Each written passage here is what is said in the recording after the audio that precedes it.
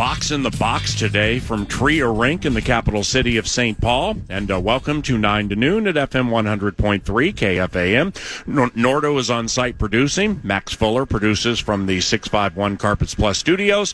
And our guest for a majority of the first hour, co-hosting in essence, is Kevin Gorg. Kevin Gorg from FanDuel Sports Network. You got it exactly right. FanDuel Sports. What's up, Coach? Good to see you, man. John Hynes, coach of the Minnesota Wild, is nice enough. What's up, Jackson? Good to see you, brother. Sicky? Wife and kids good? Great.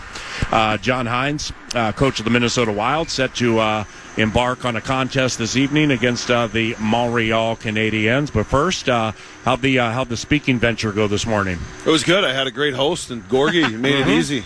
Yeah, the Capital Club 10th anniversary over at the Wild offices this morning, and Coach put in an hour. So we've had an hour together already. We're fired up for the big game tonight, and it was a great event.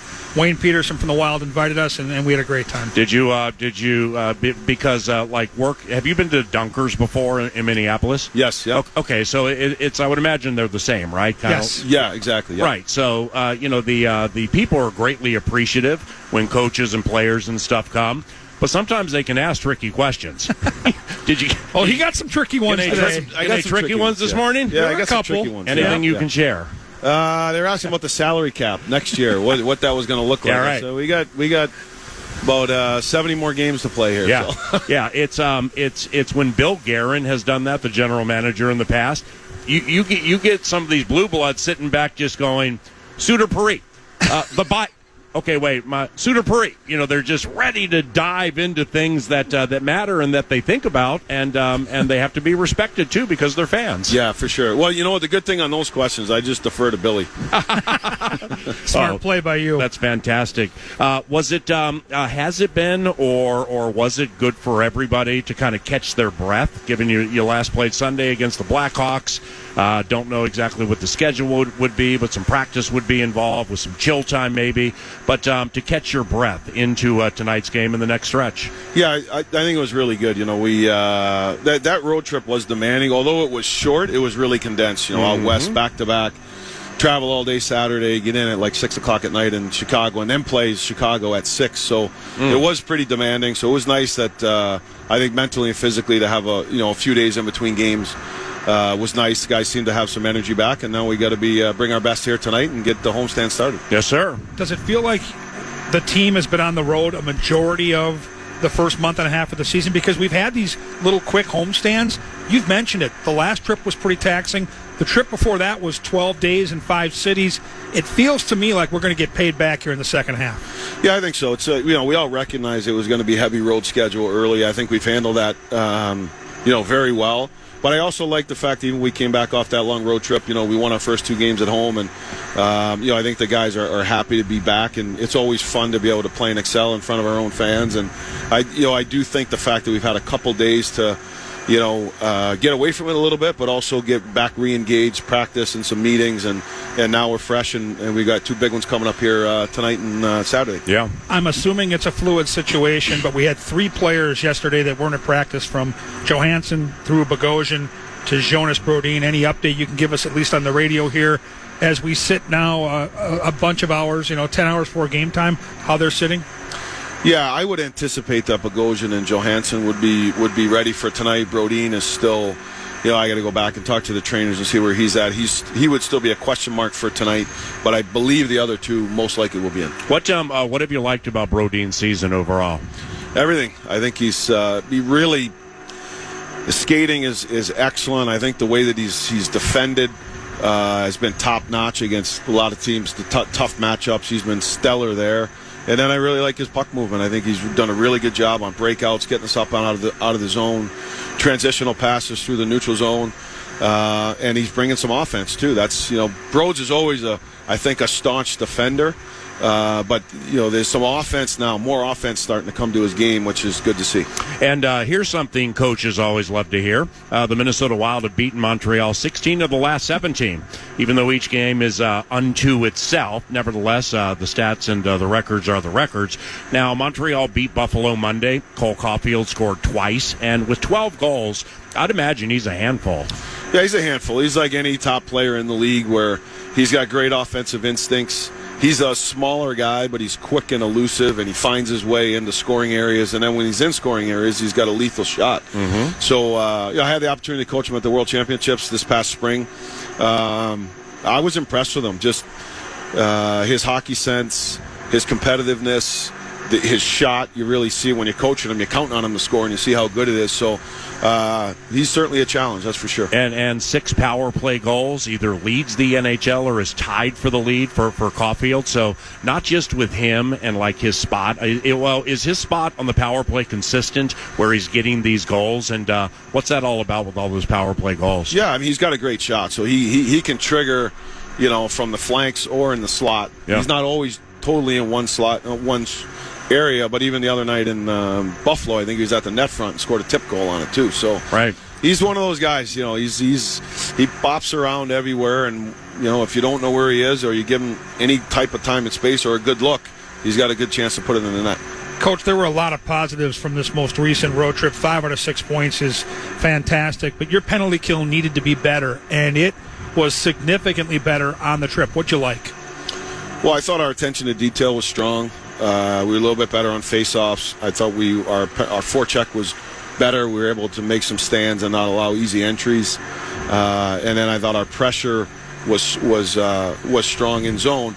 And then what makes a good penalty kill all the time is we got timely saves and we had some huge shot blocks.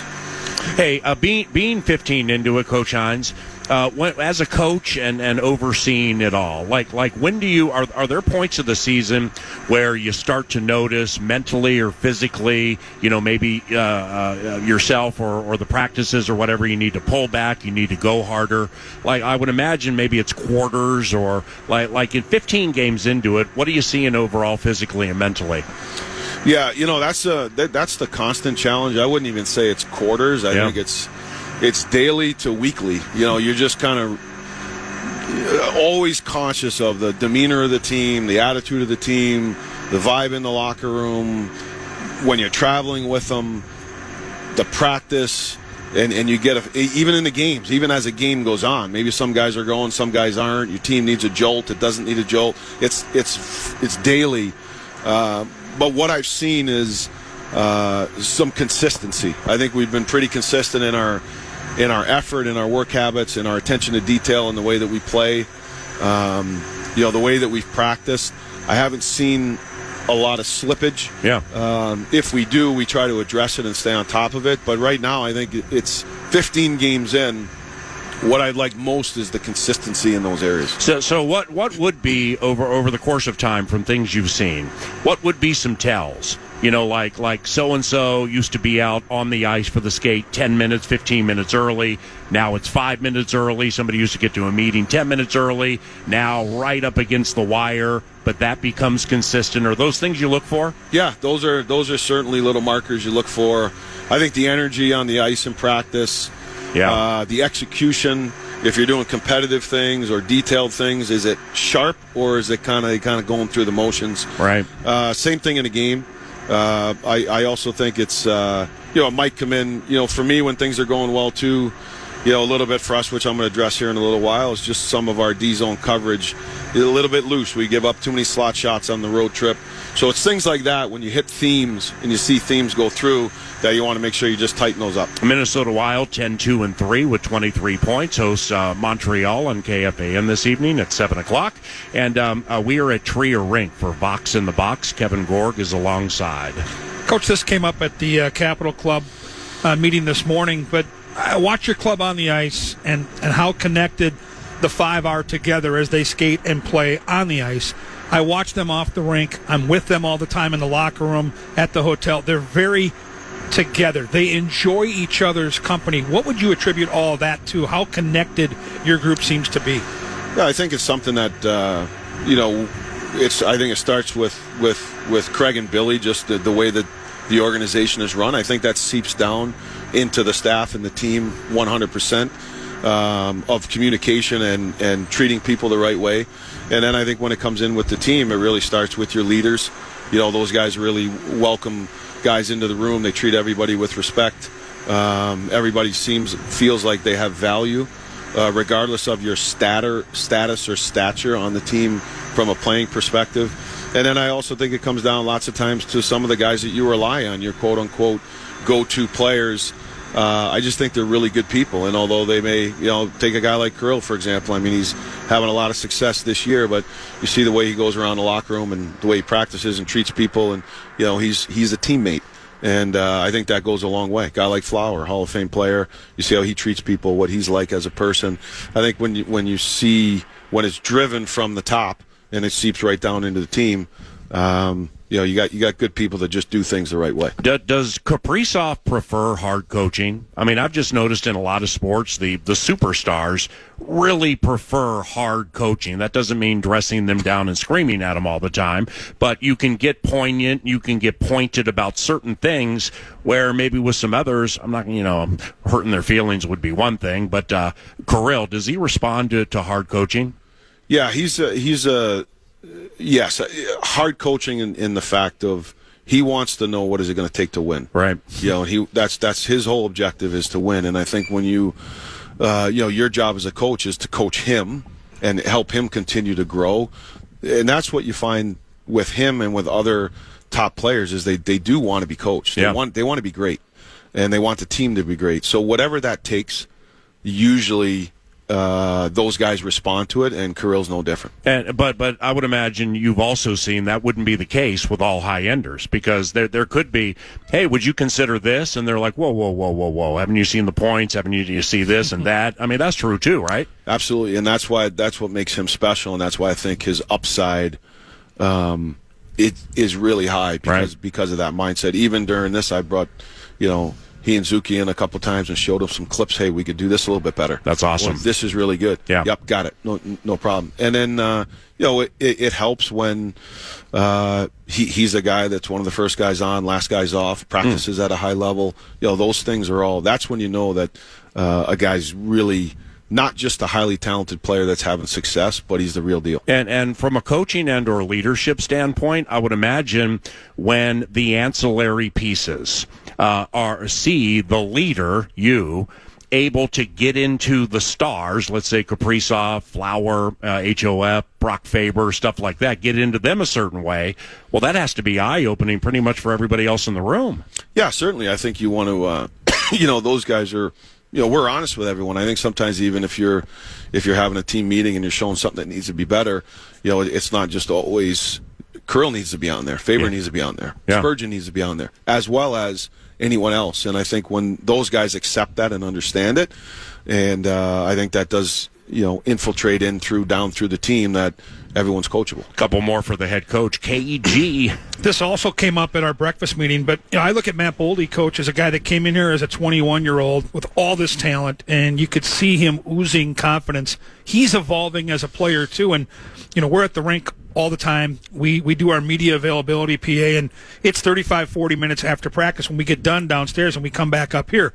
It's a given you're going to see Zuccarello and Kaprizov working on something. But this year, almost on a regular and daily basis, Matt Boldy's out there with them. And you've seen his game mature, him becoming that superstar player. And I think, John, you know this in the league. You look at what Chicago had with Taves and Kane, even right now in Edmonton with Draisaitl and McDavid. You've got that right now. You've got two superstars on two different lines. So if I'm Montreal trying to stop you tonight, pick your poison. Yeah, it's really hard. I mean, Bolds has really taken a step. I give him a lot of credit. He really dedicated himself last offseason, went to the World Championships, led it in scoring, really played a top-line role, big minutes on a team that was stacked with NHL players, and he was right there with Johnny Gaudreau and Brock Nelson as basically our top line, and played heavy minutes, which was awesome to see and coach him there and see that growth and his commitment level this summer. Stayed around here, really worked hard, got bigger, stronger, probably one of his most committed summers. And now you see him out here, he's an everyday guy now. He practices hard, he's playing hard. As you said, I think he's seeing what Kirill does and some of those things. And now credit to Bolds is he wants to be, you can see a hunger in him now that he wants to be great. And he knows he has the ability to be, but the nice thing is the maturity and the willingness and the commitment to put in that type of time. And he's another guy I'm really excited, not just about what he's doing now, but where he can continue to grow and his drive as a player. You guys are 22nd in face-off win percentage. To ask, are you cool with that? I know the answer would be no, but to improve it with so much time left, how do you work on that? Yeah, I think we got to work on it. Some of it in practice, technique. I think the guys have to put in some effort too on studying the other centerman that they're going to go up against that night.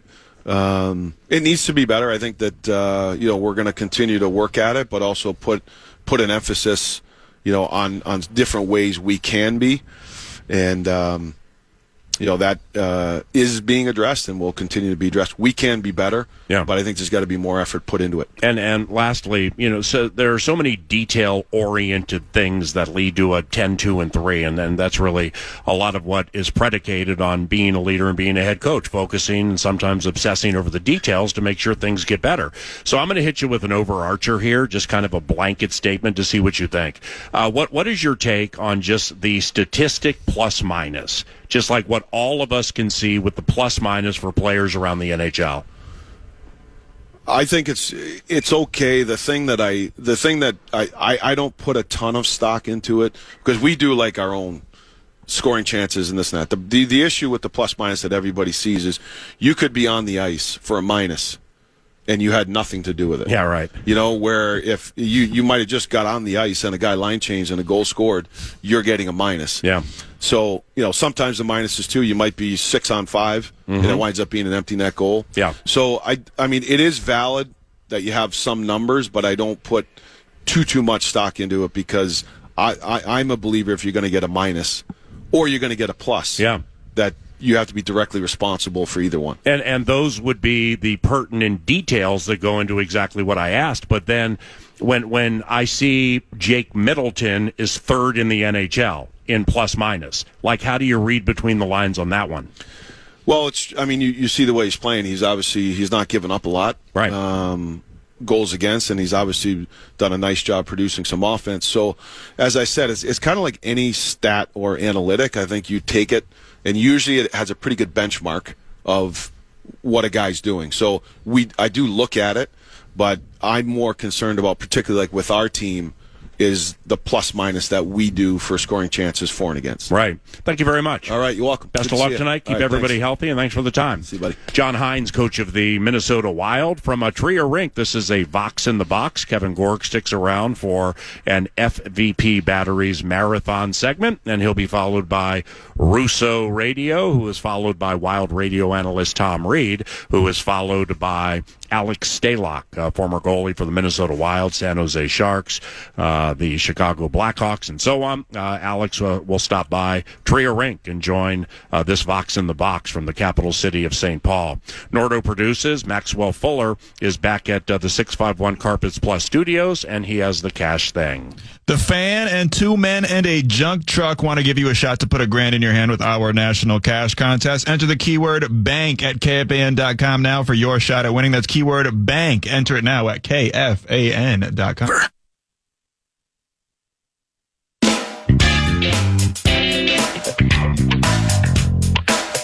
Stick around following every noon Vikings game this season for Vikings Overtime, hosted by Paul Meat Sauce Lambert, presented by Park Chrysler Jeep in Burnsville. Catch them all right here on KFAN and the free iHeartRadio app.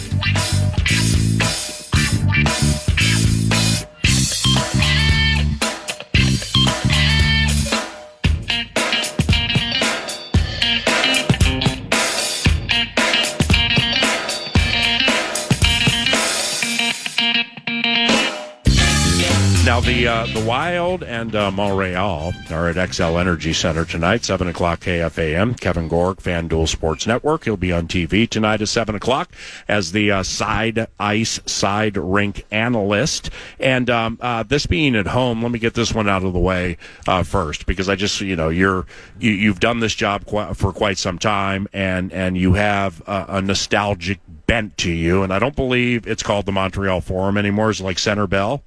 Bell Center. Bell Center. Exactly right. Okay, so games at Bell Center. Okay, like Madison Square Garden, Elite, United Center, elite. Okay, Bell Center. I mean, Montreal's been bad for quite some time now. So I can't even imagine. I wouldn't even venture, or I wouldn't even make a statement like, "Hey, are they having a tough time selling tickets?" That'd be a 0%er, No right? chance. Okay, right. So their TV and radio ratings probably still are great. Huge. It's the Montreal Canadiens. It's immortality. But they've been bad for quite some time now. So when you're at Bell Center, do you feel the Guy Lafleur vibe? Do you feel, just like immortality in the building? Yeah, I grew up in the 70s and 80s. You mentioned Guy Lafleur, Jacques Lemaire, Bob Gainey, Jacques LaPlante, Ken Dryden. Oh, wow. They've always been that team. When you go to that building, it's packed every night, and the banners are everywhere. Wow. The retired jerseys are everywhere. Wow. There's an aura around that building. Yeah. The one thing I'll say about the fans is it's jam-packed every game. But they don't just cheer for the sake of cheering. You have to. They're a very knowledgeable fan base. When their team kills a penalty, they're up. Their goalie makes a big save, they're up. They make a nice play, they get it. Marc-Andre Fleury does anything, they get it. Yeah. He's their guy. Wow. But it's a really cool place to watch a hockey game. Well, that Pittsburgh situation. Oh man. I mean, that had to be. You've been next to a lot of big situations in your career, working with and or next to the NHL and an individual team like the Minnesota Wild. That night, from the moment he came onto the ice, through more cheers you will ever hear for an adversarial goalie when he makes a nice save, not just a save, but a sprawling save. That had to stand out, right? 19 years of doing this, that's a top 5 night for me, without a doubt. 19, right on, brother. That's awesome. But it was so cool just to see the way it played out. And, Marc-Andre Fleury is beloved everywhere, but there is something extraordinarily special about Pittsburgh, the 3 Stanley Cups, the 13 years. I have never been in a building where they are openly cheering for the opposition's player, no matter what the circumstance. Yeah. Every big save, every big moment. If he was on the Jumbotron, they were roaring, and that is very unique. As a same fishbowl, different rocks, hockey, basketball. It kind of happened the other night at a Golden State Warriors game. Klay Thompson came back with the Dallas Mavericks, and that crowd roared for him during the pregame shoot around when he was introduced. The Adam Carter, the Alan Roach, the in-house VOX was Klay Thompson, and the place just went nuts. And he hit a couple of nice shots, and you would hear more cheers. So it's always interesting to see that because it's abnormal. But is it part of that situation where whether it's Golden State, the sun's kind of going down in the Bay for that franchise in terms of their ability to consistently compete and win titles? Is that similar in Pittsburgh? Because kind of watching that game, and I was digging in, there was an Athletic article with some interesting nuggets from it about stadium attendances and things, and I'm just picturing full buildings in South Beach now and just how that's changed over the last couple of decades, but specifically with Pittsburgh and just kind of, and one of your favorite players. You've talked about him countless times, and for good reason, right? Crosby. I said the kid's the man. But is there an element to it whether, you got Klay Thompson at Oracle holding up the 4 of the rings that he helped produce for the Bay, now with the Mavericks, and then now it's Fleury who helped win rings with the Pittsburgh Penguins. They're not competing for a title this season, it doesn't appear. So are the lights going out? That's an excellent point. On an unbelievable run for, whether it's the Dubs out west or in this case the Penguins. Yeah. There's a lot of conversation right now nationally that Pittsburgh's going to move Crosby, which was unthinkable before this year. Literally, you wouldn't even brought it up. They might move him for draft capital at the trade deadline. Joe Montana played for the Chiefs. Think about it, guys. So watching the game last night on TNT. I can't imagine him wearing a different sweater. I can't either. He's never done it, right? And there were empty seats everywhere. Earlier this week, the Penguins hosted the Dallas Stars. After 20 minutes of play, it was 6-0 Dallas in Pittsburgh. Oh, wow. So it is crumbling as we're Sidney watching. Played? Of course. And Malkin? Yeah. Oh, geez. Yeah, Are it's there gone pear-shaped. Are there good examples of recent, say, I call it almost like a gun for hire, because if it's at the trade deadline, Blackhawks. Blackhawks, Kane and Taves. Kane went to New York, I believe. You have the Blues. Tarasenko went east, right? Was he with the Capitals, maybe? He's moved a couple of different times, right? Like, you can see it coming. Like, with Pittsburgh, this has been building. But I look at Crosby being on a different... Untouchable. Like, a different literally level. One of the all-time great players might get moved for draft capital in a city where he is absolutely just as beloved as Marc-Andre Fleury. So it's really hard to watch. And I love the Penguins, and I love what they've been able to cultivate.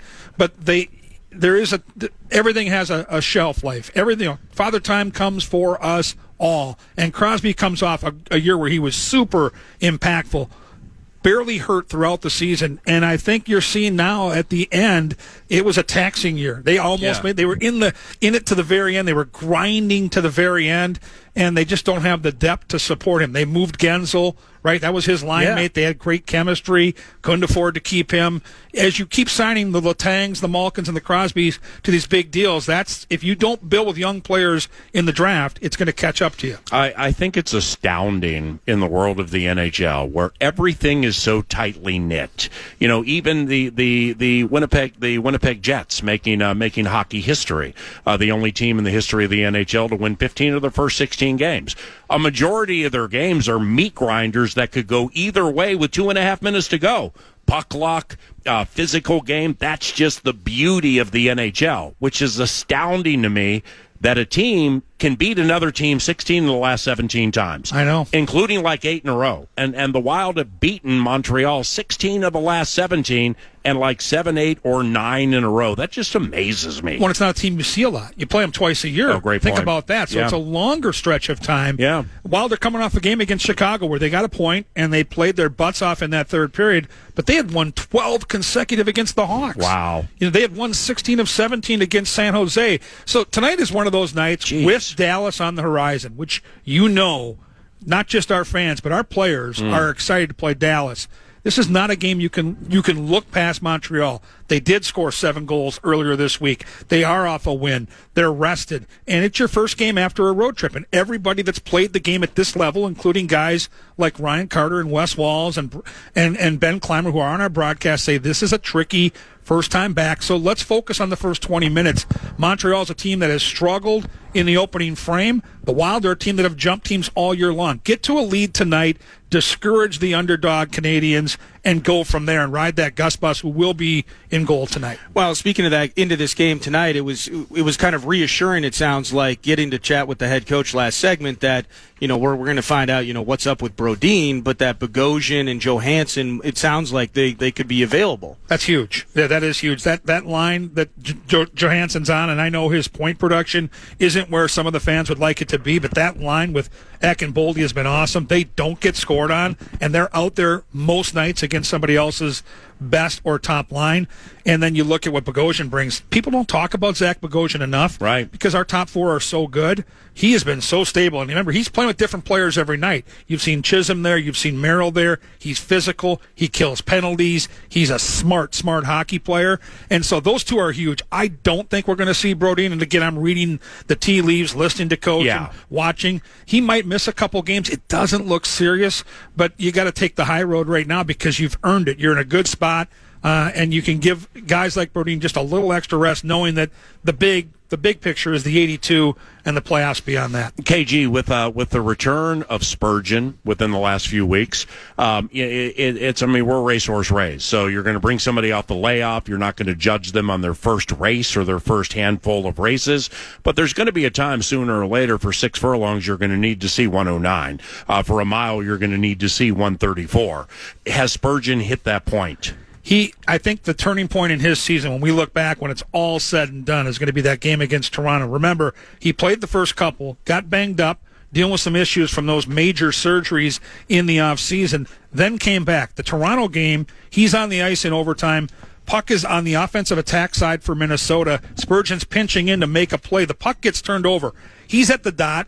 And Domi and another player for the Maple Leafs are 3 or 4 stick lengths in front of him. And it looks like Montreal's either going to have a 2-on-0 or at the very least a 2-on-1 to win the hockey game. Spurgeon beats both of them back to the puck. As he gets back to his own blue line, he spins and throws the puck back to the offensive attack blue line where we get a 2-on-0 with Rossi and Boldy, who goes in and wins the hockey game. That burst that he showed there, his edges on that play gave him, I think, the confidence to say, oh, okay, I'm back. And now if we do see some time where Brodin misses a couple of games like this week and his ice time is elevated and there's no repercussions, we can all just, like Jared, take a deep breath and realize he's going to be a fixture. He'll be top 4, and he'll be Jared Spurgeon the rest of the year. That's beautifully laid out. Kevin Gorg, FanDuel Sports Network, formerly Bally's, formerly Fox Sports North, and here we are at the Tria Rink for a VOX in the Box in front of the Montreal Canadiens tonight on KFAN at 7 o'clock. How good is Cole Caulfield?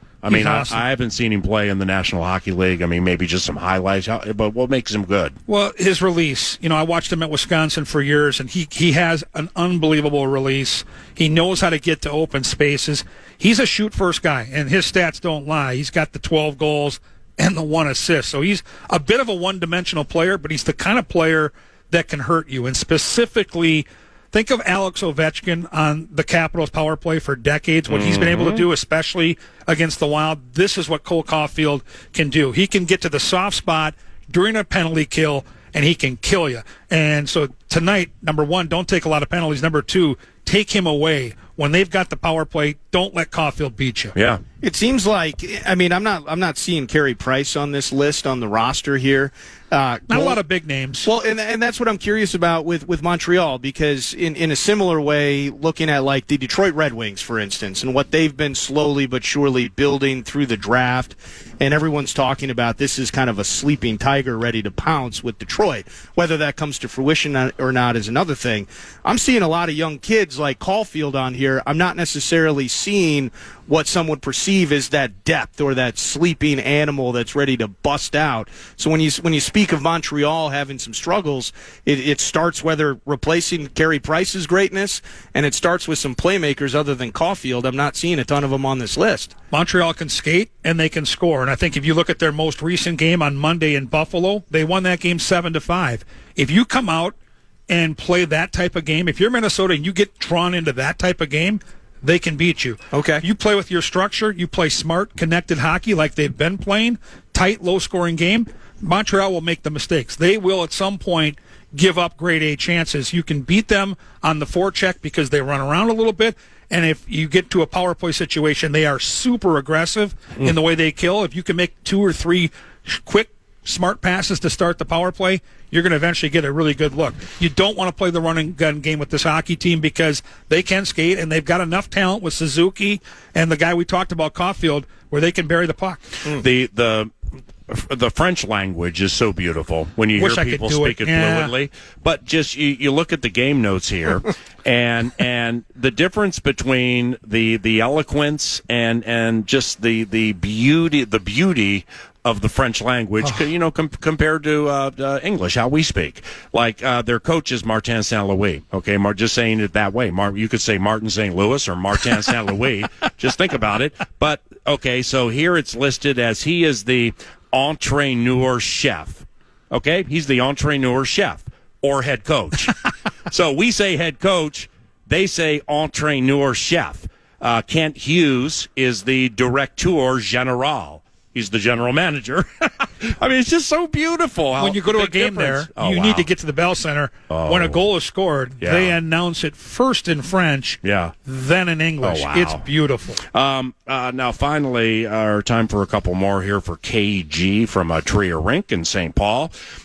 Matt Boldy. Now, you brought it up. I'm going to bring it up with Russo Radio, and we'll bring it up here. Something I read from The Athletic, and you brought it up with Coach Hynes.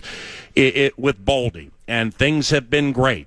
But for me personally, when people start getting called superstars, I need to see it for a long time. So personally, and I'm an ancillary piece here, man. I'm an outsider, and I haven't watched as much as I will watch when the Viking season's done. It just seems to me the proper way to describe it is sitting on. Yeah, budding superstar. Yes. Or do you feel he has arrived? Well, if he hasn't yet arrived, he's getting pretty close because he's sitting on a year right now where he's going to score between 40 and 50 goals. Oh, geez. He and Kaprizov both, to me, look like players where everybody that plays against this team has to game plan to stop that guy. Boldy. And now we have two. Okay, now you we got two. We have Kaprizov and we have Boldy. So he is one of those. He's budding. Again, you have to earn the superstar name. Right. That's fine. But he is certainly going to be in that conversation for years to come. PA, he's 23 years old. Yeah. He's barely out of college age. And he's still, as Coach Hynes pointed out, he's still climbing. He's still getting better. You've seen dramatic improvement from just last year with both Kaprizov and Boldy. The way they manage the puck, the way they attack in the offensive zone, the way they're able to create space for themselves. Both guys deal with layers of defense. Both guys, when they're on the ice, are dealing with multiple players out there specifically trying to shut them down, and yet they continue to produce on a nightly basis. I go back to that Chicago game. This is what superstars do. The Wild had not scored a goal the entire game, and Matt Boldy goes out in the same sequence in the third period, hits the crossbar on one shift, comes right back on an upcoming shift, and buries the tying goal. Like, this is what, if you're going to be called that, you have to do. You have to produce. I go back to the Toronto game, who scored the game-winning goal. So Kaprizov continues to go out there and produce nightly 3- and 4-point nights, which is just incredible. Yeah. And now you're seeing Boldy, again, he is right in line with Kaprizov's production. So they're both budding superstars. Kaprizov a little bit further ahead of the curve because, remember, he played pro hockey before he even arrived in the National Hockey League. He's physically and mentally, he's further down the road. But Boldy's on the same path. Now, I think lastly, in the team games, the ultimate team games, football and hockey, where A has to get to B, it has to get to C, it has to get to D just to get 6 yards, or just to unfurl a rush the way you want the rush unfurled, where in Major League Baseball, it's, okay, I got the right pitcher, so let's just use the name Garrett Cole. Say Garrett Cole's unbelievable. Well, there's nothing you can do to shut him down if he's on, because you can't go out. I mean, you can't double team him. You know what I'm saying? In basketball, you can double team superstars, but then you can set picks up, and the greats of the greats are going to find their way to the right box score. Hockey's different. Football's different. Justin Jefferson is going through it now with triple and quadruple teams, so others need to feed off of it. And the point here is like with Kirill Kaprizov. All right, his first playoff series, Vegas Golden Knights. I don't know what they did, but they took him out of the equation. There was no Boldy to be that 1A. Dallas, same thing. Took him out of the equation. Boldy, wasn't what he is now. So, I mean, this is to have something like that, and I would imagine the best have 3 and 4 of them, where, okay, you've taken this kid out, but watch this. Now I'm going to mix this. Watch this. To have Boldy approaching or arriving at superstardom, that's unbelievably important for this team. Well, you think about this hockey team, the way it's built right now, and they're arguably their 3 best players. Kaprizov still in his mid to late 20s. Yeah. Boldy 23, Faber 23. Like, you've got a core of young, rising stars in this league that are going to be good for another decade. So it's set up right now to be really, really good. And the key to this whole thing working out is, number one, you got to re-sign Kaprizov. I know you've got Russo coming up. I am putting all my chips in the middle of the table right now. If you ask me, I get the question all the time. He's not going anywhere. Right. He is going to sign this summer with this hockey team. And the reason I believe it is this summer. Wow. He loves it here. He loves these guys, but he wanted to see that this team can win. I believe this team is showing us in the opening month and plus a week of the season that they absolutely are a contender and can win. Have fun tonight. Thank you. Thanks, guys. KG, Kevin Gorg, FanDuel Sports Network, starts 9 to noon with a VOX in the Box from Trier Rink. We segue to football, the next segment before Russo Radio joins about 20 minutes from now. Some Kevin O'Connell cuts from yesterday when 9 to noon continues on KFAN.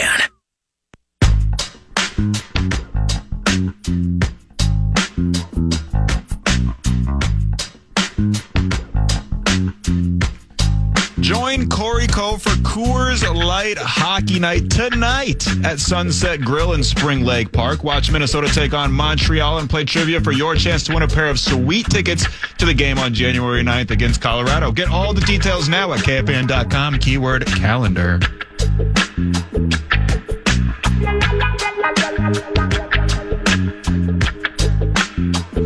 9 to noon with a rare break from the Wild in the NHL for some Vikings conversation. And we do this each and every Thursday. They are called KO Cuts. Indeed, KO Cuts. We can kind of wrap it into a makeshift Vikes Bites, if you will, thanks to Thousand Hills Lifetime Grazed Grass-Fed Beef for providing KO Cuts and Vikes Bites on a daily basis.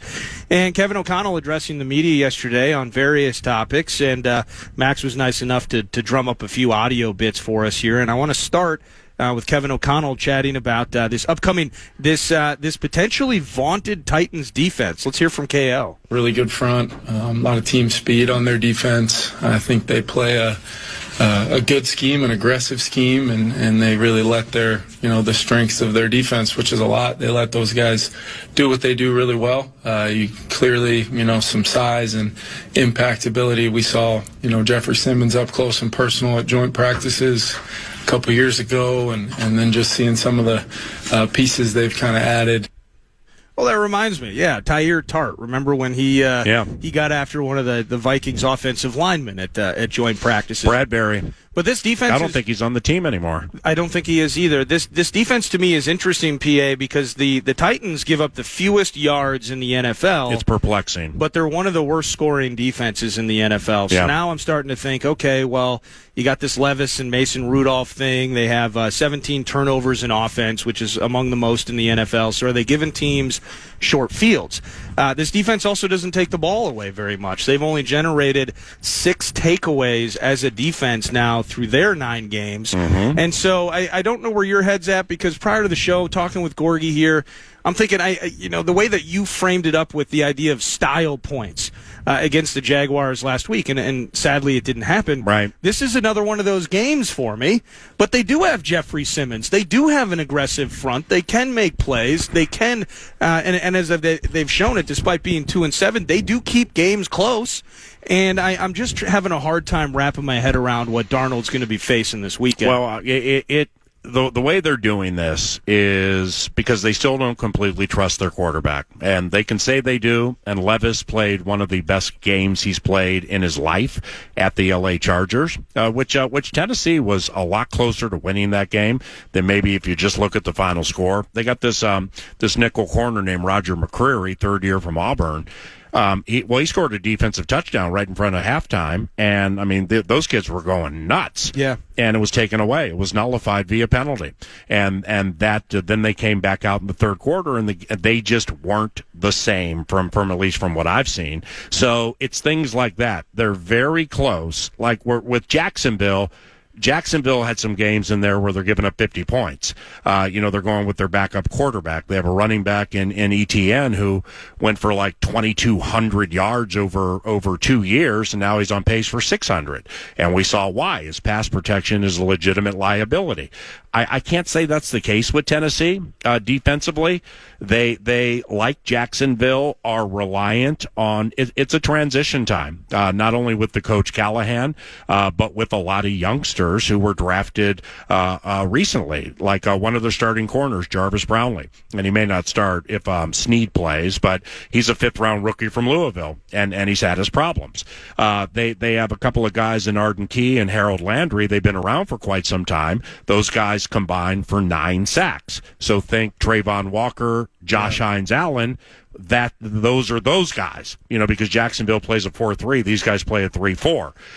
And Kenneth Murray, a free agent from the LA Chargers. He has a couple of sacks, but he hasn't been as good as people thought he would be out of Oklahoma when I believe he was a first-round pick 5 years ago. And that's why the Chargers let him go. But they're starting to work him in the way that they like during their transition. Finally, here with their defense, They got this cat in the middle named Tavondre Sweat, 2nd-rounder from Texas. I remember his name from around draft time, but that player personifies like Jihad Ward, okay? Jihad Ward, when he's played for the Vikings, he's been incredibly important in certain situations with either occupying a couple of guys so Cashman or somebody else can do their thing, or just making a big play. But, you don't get a lot of Jihad Ward highlights.